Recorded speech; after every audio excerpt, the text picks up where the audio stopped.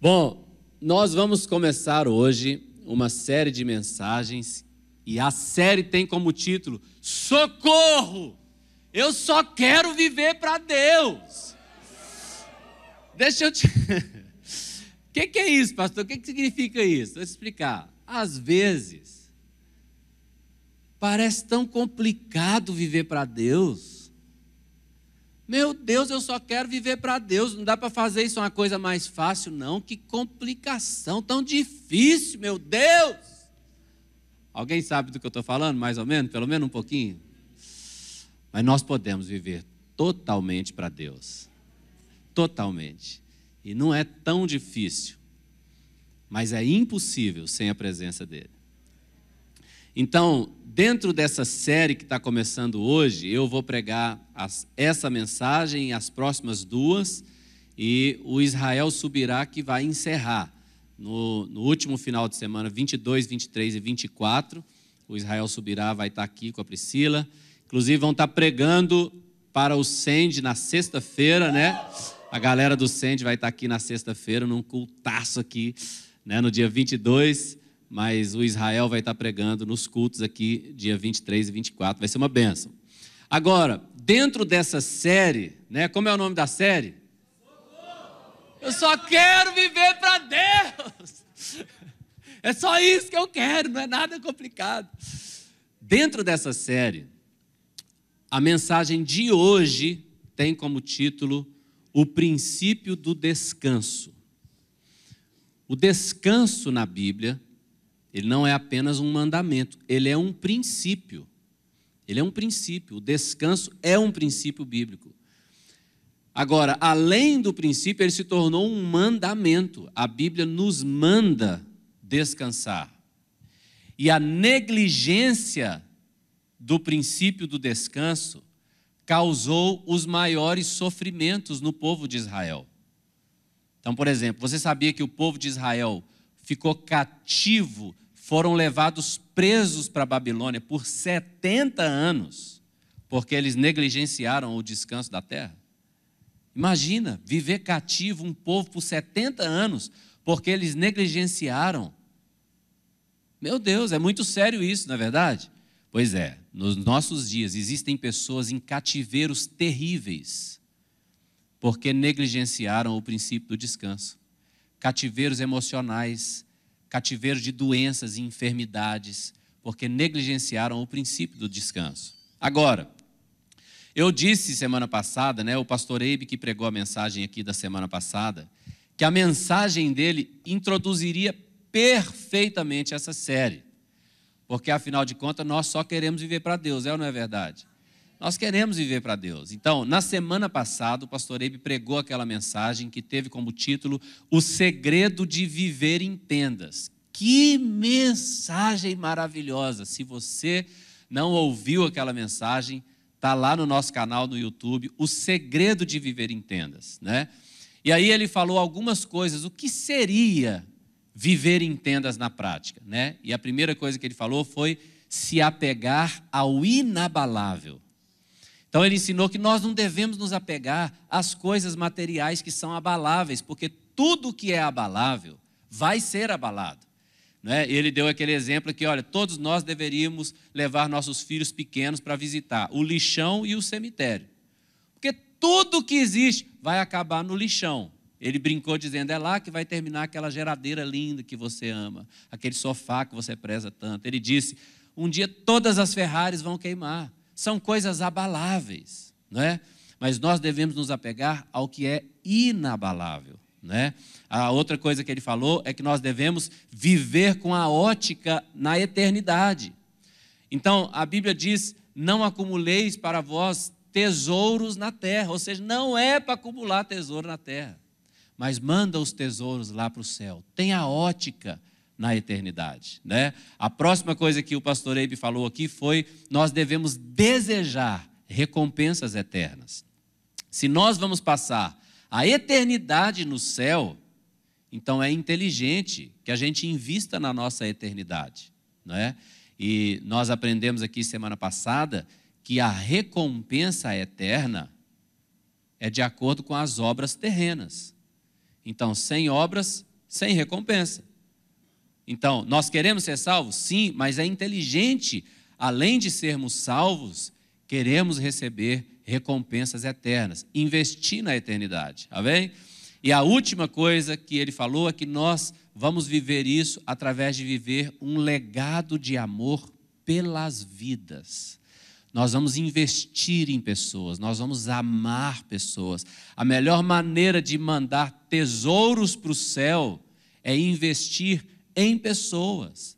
É gastar a nossa vida para amar pessoas, para salvar pessoas, para cuidar de pessoas, para levar pessoas para a eternidade. Ele falou uma coisa, o pastor Eibe aqui, uma coisa muito forte. Ele falou, já pensou? Aquela pessoa que você ganhar para Jesus, eternamente ela vai ficar te agradecendo lá, falando, obrigado, eu estou aqui por causa de você, porque você pregou para mim.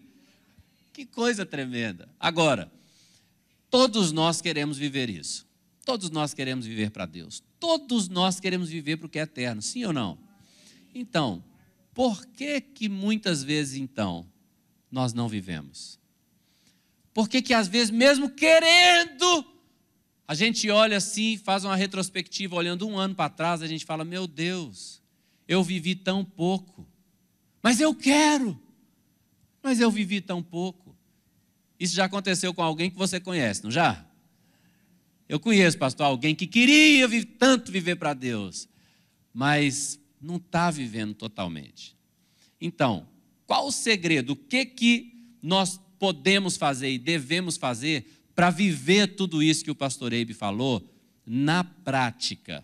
Não é? Como podemos viver isso na prática? Então, o primeiro segredo para viver isso na prática é congregar de acordo com a palavra. Agora, nós não vamos falar, apesar que esse é o primeiro ponto, mas nós não vamos falar desse primeiro ponto aqui. Eu vou falar mais sobre isso durante a série.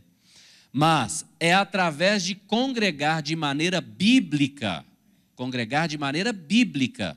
que nós poderemos viver tudo aquilo que o pastor Eibe falou. Hoje, muita gente congrega, mas não congrega de uma maneira bíblica, sabia? Existem pessoas que elas fazem parte de uma igreja, mas não é do jeito bíblico. Tem um jeito bíblico de congregar.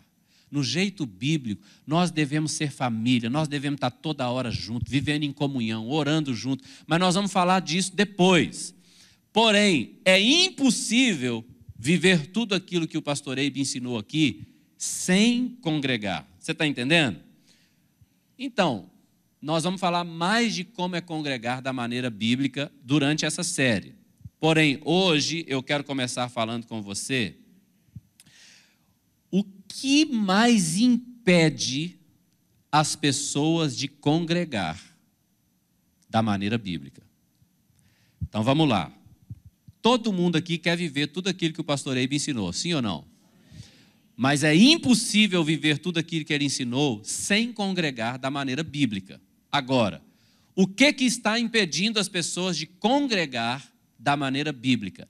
Então, são várias coisas, e hoje eu vou falar só de uma dessas coisas. O que, pastor, que mais tem impedido as pessoas de congregar da maneira bíblica é negligenciar o princípio do descanso. Hoje nós vamos falar só sobre isso. Mas tem muitas outras coisas que nós vamos falar durante a série, mas negligenciar o princípio do descanso é uma das coisas que mais tem impedido as pessoas de congregar da maneira bíblica. Então, vamos aprofundar e entender um pouco mais do princípio do descanso. O que é? Como funciona? Mateus capítulo 26, verso 41, um texto muito mal interpretado, diz assim: vigiai e orai para que não entreis em tentação. O espírito, na verdade, está pronto, mas a carne é fraca. Muita gente tem usado esse versículo para justificar pecado. Sabe como é, né, pastor? A carne é fraca, acabei caindo naquele pecado lá. Mas esse texto não está falando nada disso. O contexto é muito diferente. Não é a carne é fraca, então eu fico caindo no pecado toda hora. Não é isso que Jesus está falando. Jesus jamais faria uma afirmação como essa. O que ele está falando tem um sentido muito diferente, que a gente vê claramente no contexto. Então vamos ler esse texto dentro do contexto, porque tem uma coisa muito profunda aqui. Vamos ler a partir do verso 38, então. Diz assim: Então lhes disse: a minha alma está profundamente triste até à morte. Ficai aqui e vigiai comigo. Adiantando-se um pouco, prostrou-se sobre o seu rosto, orando e dizendo: Meu Pai, se possível, passe de mim esse cálice. Todavia, não seja como eu quero, e sim como tu queres. Veja bem, Jesus estava no momento de maior angústia antes de ser crucificado. Aí ele levou os discípulos lá para o monte, para o Getsemane, para o jardim, o Getsemane. Aí, lá no Getsemane, ele estava com os discípulos e ele chamou os 3 mais próximos dele, que era Pedro, Tiago e João, e levou eles para um lugar de oração. E falou com eles: vigiai comigo aqui. E aí ele falou com eles: eu estou triste até a morte. Fica aqui, vigiem comigo. E aí Jesus deixou eles aqui e deu mais uns passos para frente e foi orar. E lá ele se prostrou sobre o seu rosto e ele orou: Meu Pai, se possível, passa de mim esse cálice. Todavia não seja como eu quero, e sim como tu queres. Era um momento de grande angústia de Jesus. Mas aí o texto continua dizendo: E voltando para os discípulos, achou-os dormindo. E disse a Pedro: Nem ainda uma hora pudesses vigiar comigo? Agora eu te pergunto, eles eram os discípulos mais próximos de Jesus.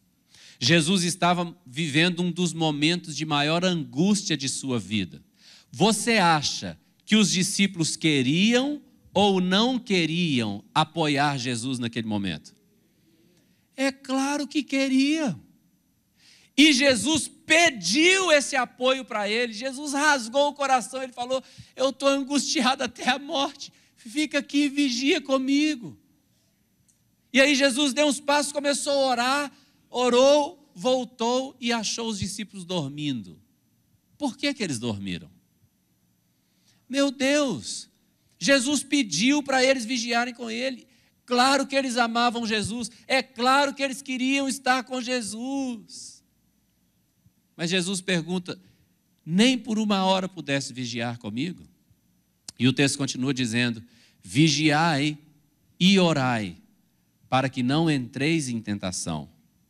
O espírito, na verdade, está pronto, mas a carne é fraca. O que Jesus está falando com os discípulos é isso aqui: eu sei que aí dentro de você quer estar comigo, você quer fazer a minha vontade.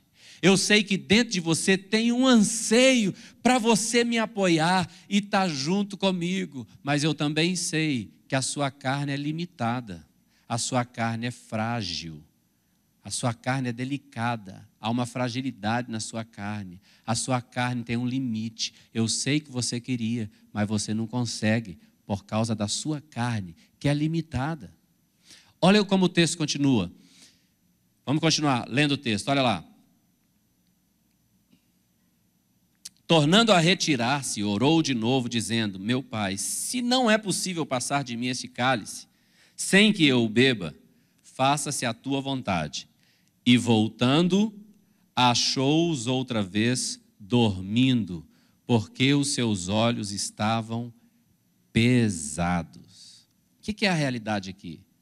Os discípulos estavam exaustos, cansados demais. Eles estavam fazendo coisas demais, estavam cansados demais. Então, na hora de vigiar com Jesus, eles queriam, mas não tinha força. Sabe por quê? Porque a nossa carne é limitada. A nossa carne é fraca.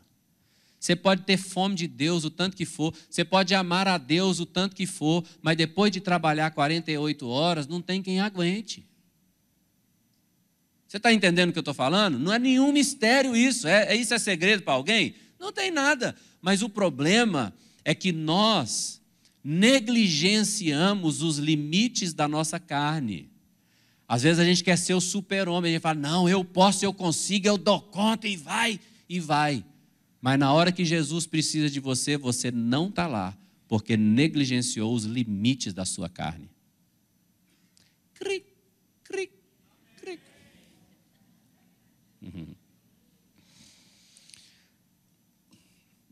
Então, a primeira coisa que eu quero falar com você sobre o descanso, repita comigo assim, descanso é uma mentalidade. O descanso ele não é apenas uma atitude, mas o descanso ele é uma mentalidade. Que mentalidade? A mentalidade de que Deus está cuidando de mim, de que Ele é meu Pai, de que Ele é o meu pastor e Ele cuida de mim. A mentalidade de que Ele já sabe o que eu preciso antes que eu peça. Ele já sabe as minhas necessidades. Então eu já sei que Ele está cuidando de mim. Ele cuidou hoje e cuidará amanhã. A mentalidade de descanso começa por aí, de saber que Deus vai abrir as portas certas para mim. Ele vai fechar as portas erradas para mim. De saber que Deus será a minha proteção. Ele será o meu consolo, o meu conforto, o meu amigo, a minha alegria. Que Ele sempre estará lá comigo. Sabe? Que se ainda que eu passar pelo vale da sombra da morte, eu não temerei mal nenhum, porque o Senhor está comigo. Então, é saber, o descanso começa dessa proteção. Um testemunho muito forte foi quando o pastor Emílio, ele faleceu em 2021. E a psicóloga e a enfermeira que estavam juntas, quando eles foram entubar o pastor Emílio, elas ficaram tão impactadas que quando o filho do pastor Emílio chegou no hospital, elas ainda estavam chorando. Tamanho o impacto que o pastor Emílio causou nelas. Por quê? Porque na época do Covid tinha um monte de gente sendo entubado e a notícia que rolava por aí é assim, se entubar vai morrer. Né? Ixi, entubou, vai morrer. Não deixa entubar não, que vai morrer se entubar. Era assim. O pastor Emílio já tinha 83 anos. Então, antes deles começarem a entubá-lo, essa psicóloga veio junto com a enfermeira para explicar para ele. Nós vamos entubar o senhor, mas fica tranquilo, vai ficar tudo bem, isso é um procedimento normal e vai ficar tudo bem, tal. Então, quando elas vieram explicar para ele aquilo, e a psicóloga falou com ele assim, vai ficar tudo bem, ela disse para o Paulinho, filho dele, que ele falou com ela assim, já está tudo bem.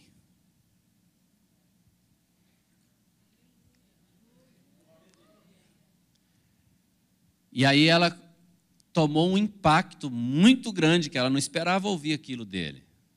Quando ele disse, já está tudo bem. E ele falou assim com ela, pode fazer o que precisar fazer. Já está tudo bem. E ele fechou os olhos e elas começaram a aplicar nele um sedativo, né, para depois fazer o processo de entubar. Mas quando elas começaram a aplicar o sedativo, ele partiu. E a psicóloga disse que a enfermeira olhou para ela assim e falou, ele morreu. Na hora que estava aplicando o sedativo, eu não sei se é na veia, como que era, lá, mas ele morreu. E elas começaram a chorar, as duas, aí foram chamar os médicos, né, e tudo. E aí quando o Paulinho chegou, a psicóloga ainda chorando com a enfermeira, foram contar isso para ele, falaram com ele assim, quem era esse homem? Aí ele perguntou, por quê? Aí elas contaram essa história. Aí o Paulinho disse para elas assim, ele é pastor há 60 anos da mesma igreja. Aí a psicóloga falou assim, eu sabia que tinha uma coisa muito especial nele. Porque quando ele partiu, nós sentimos a paz que ele estava. Você sabe que o descanso começa nessa certeza de que em todo tempo o Senhor está conosco. Ele estará conosco até o fim. Quando a gente não tem essa mentalidade de descanso, aí a gente quer produzir as coisas. A gente quer fazer acontecer, a gente quer ir na força do nosso braço, a gente quer fazer tudo acontecer. Aí a gente começa a trabalhar demais, se estressar demais, assumir um monte de coisa que a gente não deveria assumir. Esse engano que Satanás tenta fazer o homem trabalhar demais, ele tenta isso desde que o mundo é mundo. Deixa eu te contar uma coisa. Adão abriu os olhos. Quando ele veio a existir, o Senhor criou Adão. Adão abriu os olhos. E sabe o que tinha na frente dele? Um feriado. Adão ia viver o próximo dia, o 7º dia. Já tinha toda a provisão que ele precisava, todo o alimento que ele precisava, tudo que ele precisava já estava pronto. Deus fez antes. Deus não cria filhos sem antes criar o orçamento.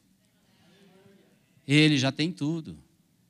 Então, olha o que diz o Salmo 127, verso 1 e 2. Olha o que diz. Se o Senhor não edificar a casa, em vão trabalham os que a edificam. Se o Senhor não guardar a cidade, em vão vigia as sentinelas. Olha aí o trabalho em excesso, verso 2. Inútil vos será levantar de madrugada e repousar tarde. O que é levantar de madrugada e repousar tarde? Trabalhar demais. Você está entendendo? Inútil vos será levantar de madrugada e repousar tarde, comer o pão que penosamente granjeaste. Aos seus amados, ele o dá enquanto dormem.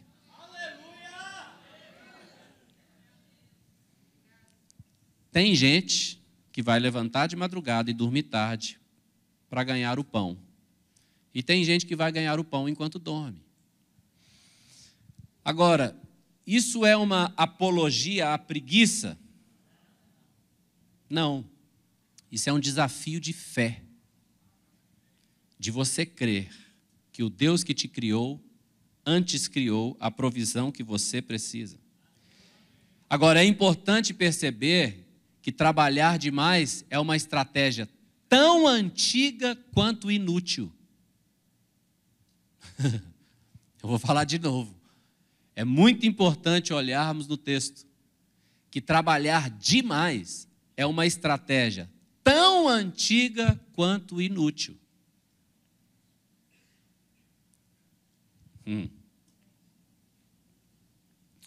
Desde sempre, querido, quando o homem decide fazer a vontade de Deus, o que o diabo põe na frente dele é trabalho. Então, toda vez o homem fala assim, eu vou fazer a mais perfeita vontade de Deus, o diabo fala assim, vai não, você vai trabalhar. E eu posso te dar muitos textos, mas eu gosto de pegar os mais conhecidos, porque é mais fácil de ficar na sua memória. Olha aqui então, o que diz esse texto que nós vamos ler. Antes de ler, deixa eu só te lembrar a história. O povo de Israel estava escravo no Egito. Deus apareceu para Moisés lá na sarça, você lembra? A sarça que ardia em fogo e não se consumia. E Deus disse a Moisés que Moisés iria livrar o povo lá daquela escravidão. Moisés então foi falar com o faraó. Agora, se você sabe só um pouquinho de Bíblia, você já sabe que o Egito é uma representação do mundo decaído. E que Faraó é uma representação de Satanás. E que Israel é a representação da igreja. Agora, quando então Moisés foi falar com Faraó, que é uma representação de Satanás no texto, qual era o mandamento de Deus? O povo ia ir para o deserto para quê? Para adorar a Deus, para oferecer sacrifícios a Deus. Então, ele falou aquilo com Faraó e Faraó deu uma resposta. Agora, Faraó está representando a quem? A Satanás. E olha a resposta que Êxodo capítulo 5, versículos 7 e 8, diz assim: daqui em diante, não torneis a dar palha ao povo para fazer tijolos como antes. Eles mesmos que vão e ajuntem para si palha. E exigireis deles a mesma conta de tijolo que antes faziam. nada diminuireis dela. Estão ociosos, e por isso clama, vamos e sacrifiquemos ao nosso Deus. Olha o que Satanás está falando aqui. Como que eram feitos os tijolos? O povo pisava o barro, aí para o tijolo não ficar quebradiço, eles misturavam o barro com palha. E aí fazia o tijolo de barro e palha. Essa palha já ficava guardada e os egípcios já davam a palha para os escravos judeus, para eles misturarem. Mas agora, Faraó está falando, não dê palha para eles mais não. Eles vão ter que ir buscar a própria palha. E no final do dia a gente quer o mesmo tanto de tijolo. Vão ter que trabalhar dobrado. Por quê? Porque eles estão querendo ir adorar a Deus, eles estão querendo ir sacrificar a Deus, porque esse povo está ocioso, eles estão precisando de trabalho. Dobra o turno dele.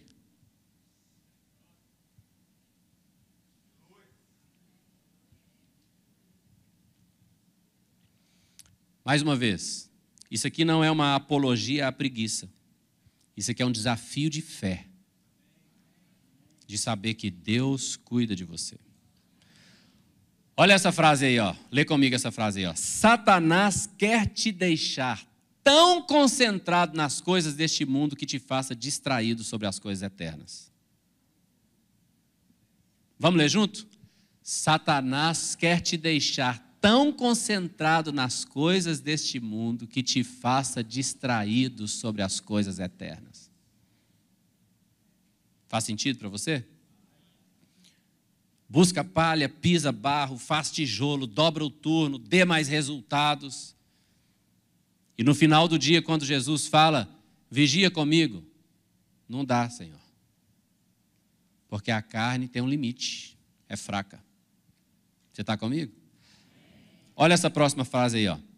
Satanás quer te deixar exausto tentando obter aquilo que é passageiro e abalável para que não reste forças em você para conquistar o que é eterno e inabalável. Vamos ler juntos? Satanás quer te deixar exausto tentando obter aquilo que é passageiro e abalável para que não reste forças em você para conquistar o que é eterno e inabalável. Então, a mentalidade de descanso é a mentalidade de que Deus não vai prover, Ele já proveu. Ele já sabe. Agora, eu quero te levar a um pensamento aqui agora.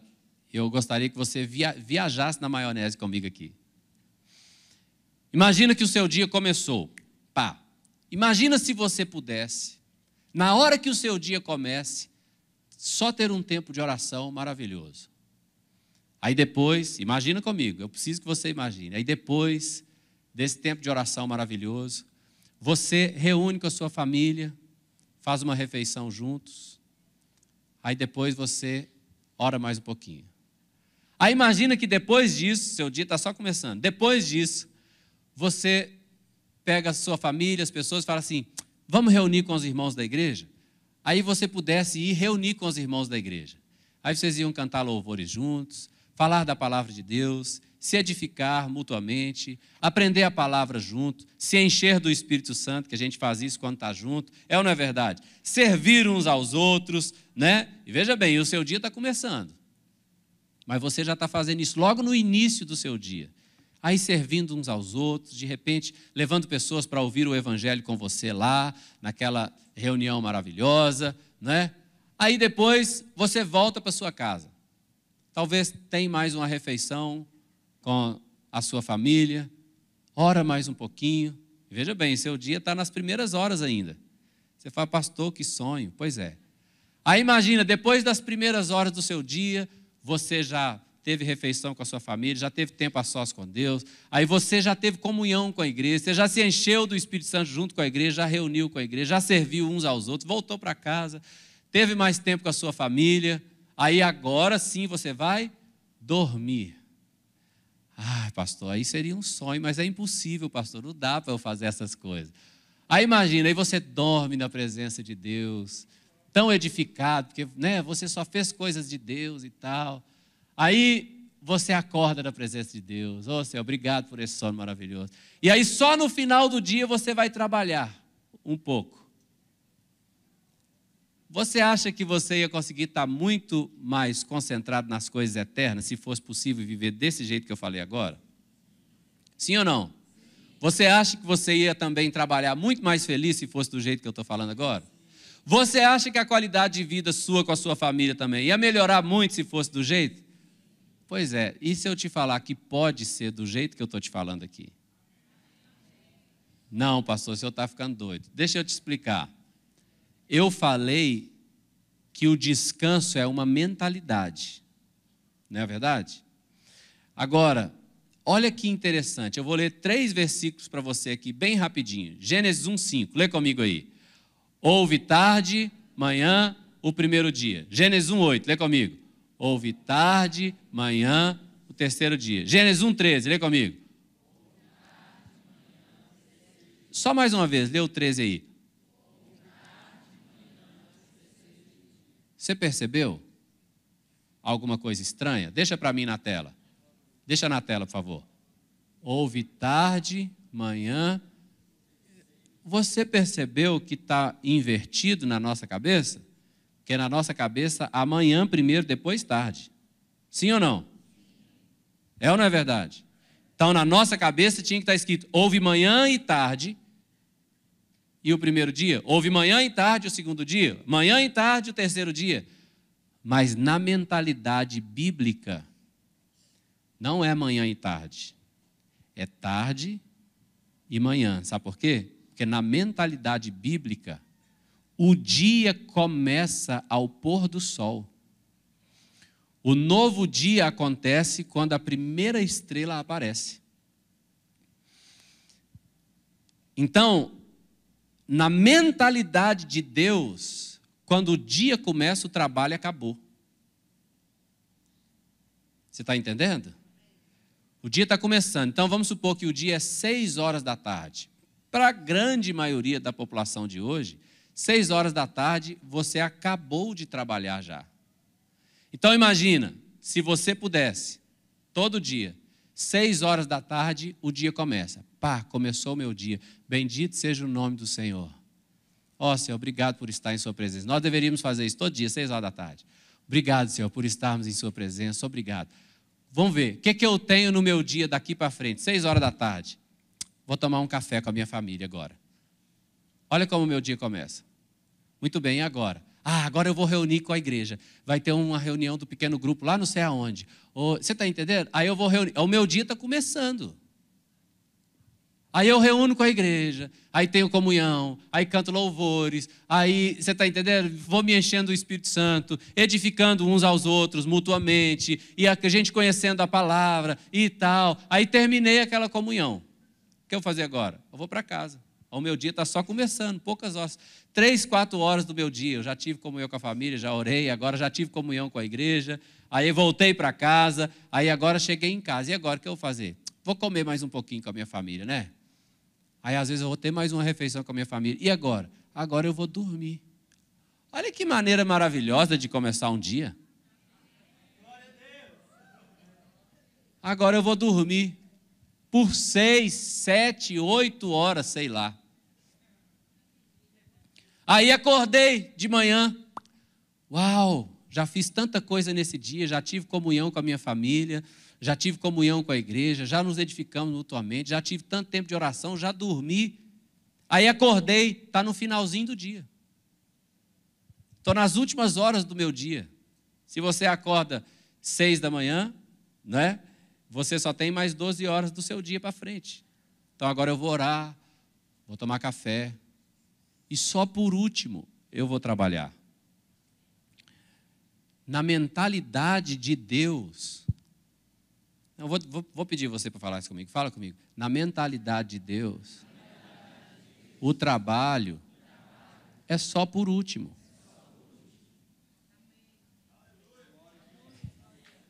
O seu dia começa para você ter comunhão com Deus, para ter comunhão uns com os outros, para saber que Deus já cuidou de tudo. Aí depois você dorme.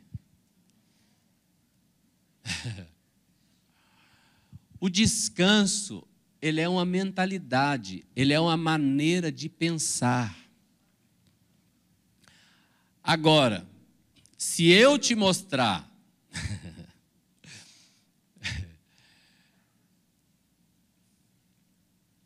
se eu te mostrar a minha agenda, talvez você vai falar assim, pastor, por que você não vive o que prega?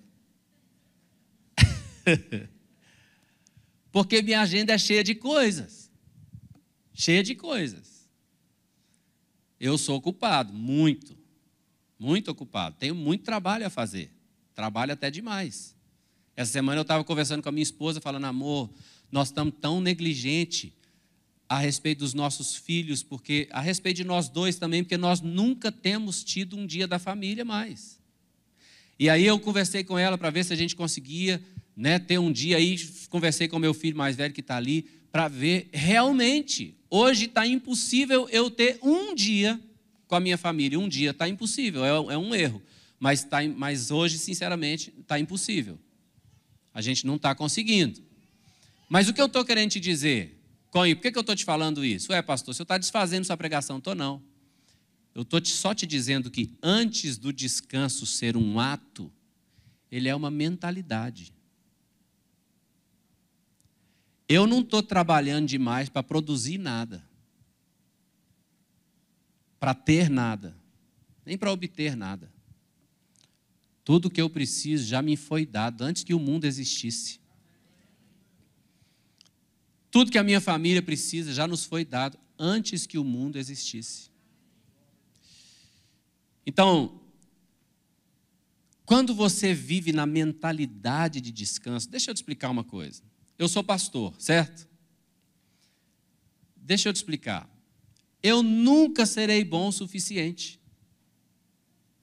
Eu posso ser um pastor santo, eu posso ensinar a Bíblia corretamente, eu posso vir aqui e pregar bem, eu posso ser um bom administrador para a estrutura, eu posso discipular bem os discípulos, eu posso dar exemplo na minha família. Não é o suficiente, as pessoas sempre vão querer mais. Eu saí da minha terra, eu dedico a minha vida, eu larguei tudo que eu posso para servir a igreja, mas nunca vai ser o suficiente. Se eu for ceder às pressões, eu morro. Você está entendendo? Então eu só descanso. Eu não sou a última Coca-Cola do deserto. Eu nem sou Coca-Cola.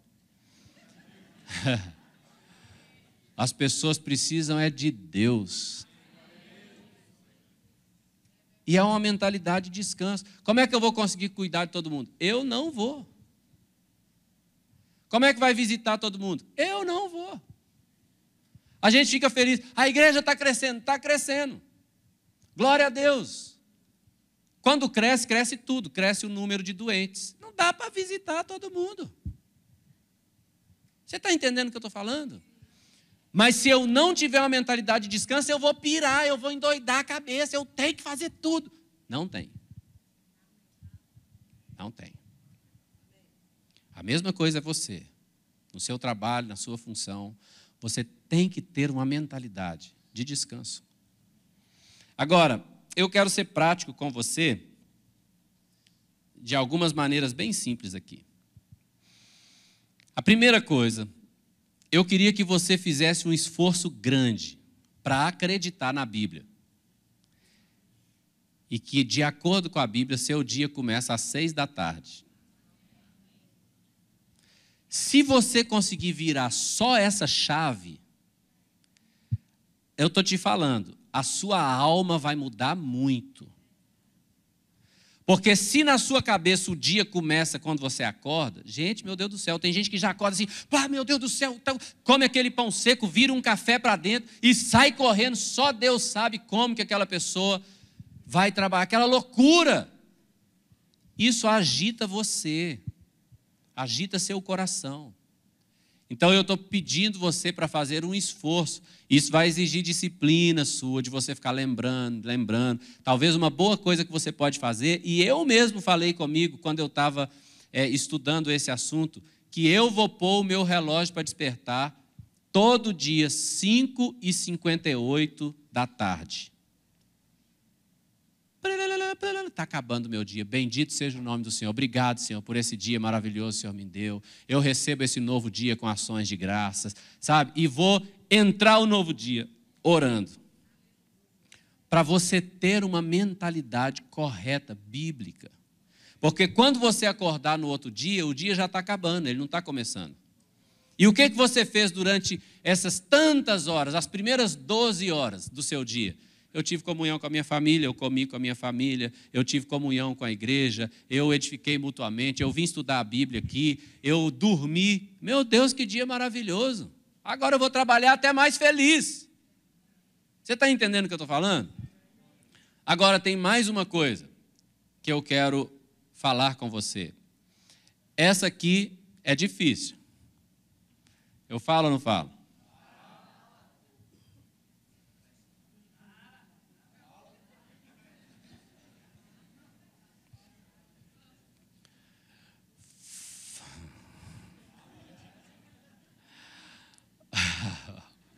Eu falo? Depois do horário comercial. Não. Quando o seu dia começar às 18 horas. Não usa mais isso, não. Eu estou te falando.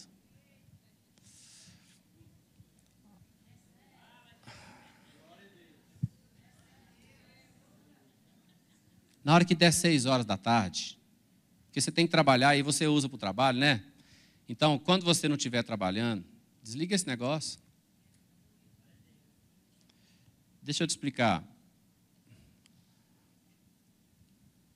Não sou eu que estou dizendo. São os doutores nesse assunto que estão dizendo. Esse vício é tão prejudicial quanto o vício da cocaína.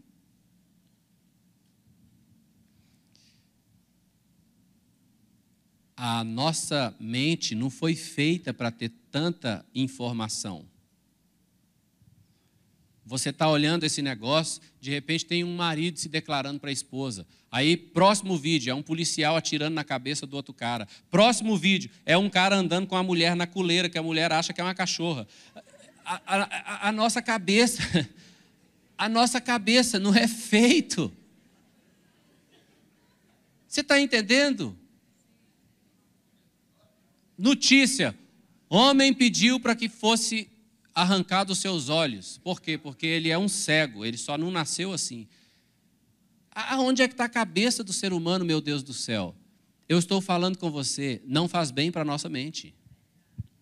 Aí as pessoas ficam exaustas, aqui, ó, exaustas. Aí quando Jesus te chama e fala assim, eu preciso de você, tem uma coisa que eu quero que você faça. Lá no seu espírito fala, eu também quero. Mas a sua carne está exausta. A sua mente está exausta. Você está entendendo? Porque nós estamos negligenciando o princípio do descanso. O povo de hoje não apenas trabalha demais, mas o povo acha necessário trabalhar demais. Tem gente que acha bonito trabalhar demais. Eu estava vendo um vídeo do Elon Musk. Eu gosto dele, eu acho ele um gênio. Bom, a ciência já provou que ele é um gênio, na verdade.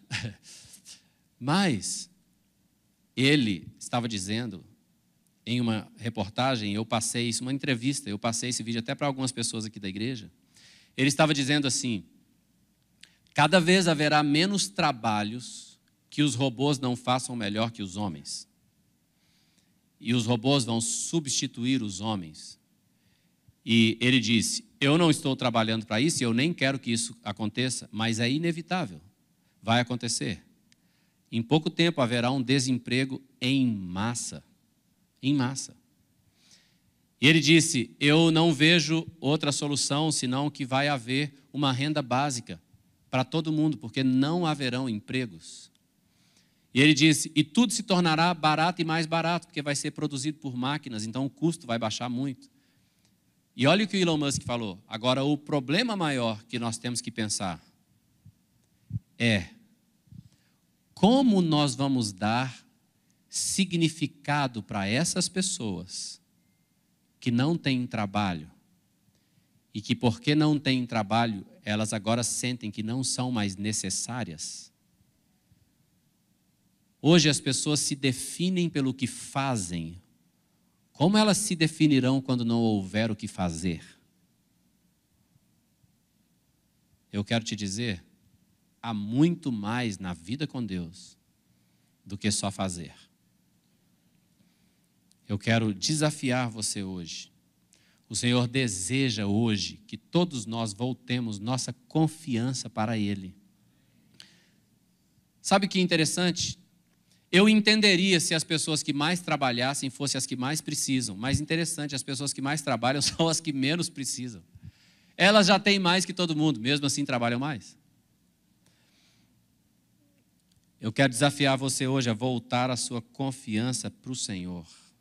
Nós devemos confiar e descansar de que Ele sabe o que é melhor para nós.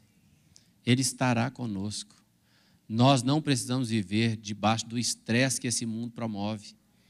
Nós devemos confiar e saber, o Senhor está cuidando, Ele é Deus, Ele é fiel. Como eu já disse, vou falar agora a 4ª vez nessa mensagem. Não é uma apologia à preguiça, mas é um desafio de fé, de você crer, Deus sempre cuidará de você. Se você negligenciar o princípio do descanso, sabe o que vai acontecer? Eu vou falar com você assim, vem orar, você não virá. Seu espírito quer, mas você não vem. Eu vou falar com você, vamos estudar a Bíblia. Seu espírito quer, você fala, eu vou, mas não vai. Você está entendendo o que eu estou dizendo? Eu vou falar com você, congrega, gente, tenha comunhão junto. Você vai falar, eu queria muito, pastor, mas não dou conta. E aí sabe o que vai acontecer? O eterno vai ser roubado. O inabalável vai ser roubado. Por nós estarmos tão concentrados no abalável e terreno.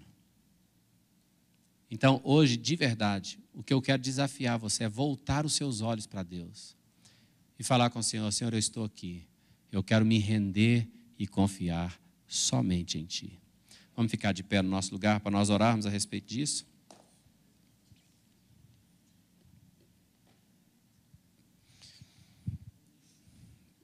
Eu te disse hoje que é impossível viver tudo aquilo que o pastor Eibe falou sem congregar da maneira bíblica. Mas é impossível congregar da maneira bíblica se você negligenciar o princípio do descanso. Deus é quem cuida de você. Deus é quem cuida de você. Deus é quem cuida de você. Deus é quem cuida da sua vida, da sua saúde, das suas finanças, da sua família. Deus é quem cuida de você. Hoje eu quero desafiar você a colocar toda a sua confiança no Senhor. A falar, Senhor, minha confiança está em Ti. O Senhor pode te dar uma ideia que muda a sua vida. Na presença do Senhor, você pode receber uma ideia que muda seu negócio, sua família, sua profissão. O Senhor sabe tudo que você precisa.